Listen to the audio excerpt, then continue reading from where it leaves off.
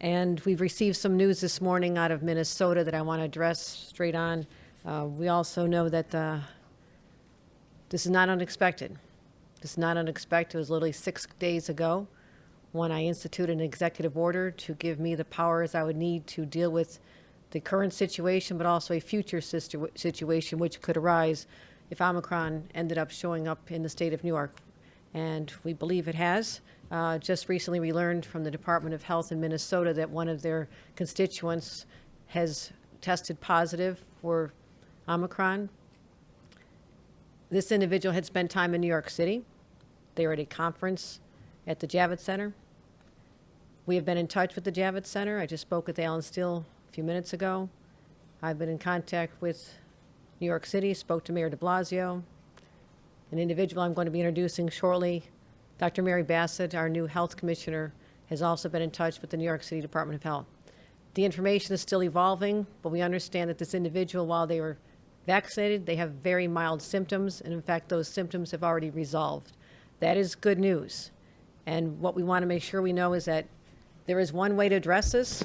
New Yorkers, get vaccinated, get boosted, and get ready. We do anticipate there'll be more cases, but to the extent that they are mild, we'll address them. This is not cause for alarm. Again, it was foreseen ever since it was first reported out of South Africa that we knew it would come to New York State at some point. And I want all New Yorkers to know that their state government, in collaboration with our local governments, our cities and our counties, are prepared for this. We are ramping up our efforts to get more vaccinations out there, ensuring that there's no area of the state where someone cannot easily access a vaccination. But we believe that the vast majority of the state is covered now. Testing is widely available, and we encourage people who have been at a conference recently at the Javits Center during the dates of November 18th and 22nd that they also get tested, and we're going to make sure that everyone knows. We have a way to contact these individuals. There is a list of individuals who attended, and also they were vaccinated in order to go into this conference in the first place. So no confirmed cases in the state of New York. However, we are very cognizant of the fact that it is very likely soon that someone is going to test positive for this. We've been ready, we're prepared, we're not sounding the alarms, we're not overreacting to this, but I want New Yorkers to have the confidence to know that we are ready to deal with this. So continue wearing your masks.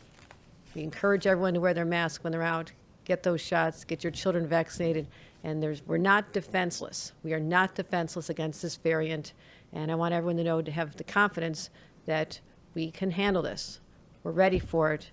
This is not surprising. It is the fourth variant that has arisen, and there's much more information that is still to be learned as we wait the continued research from the CDC and others.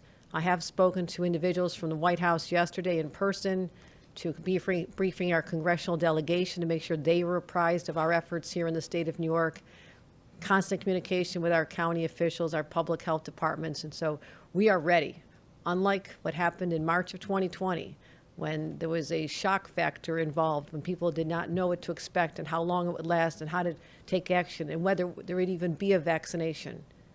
We're in a far better place today than we were at the start of this pandemic.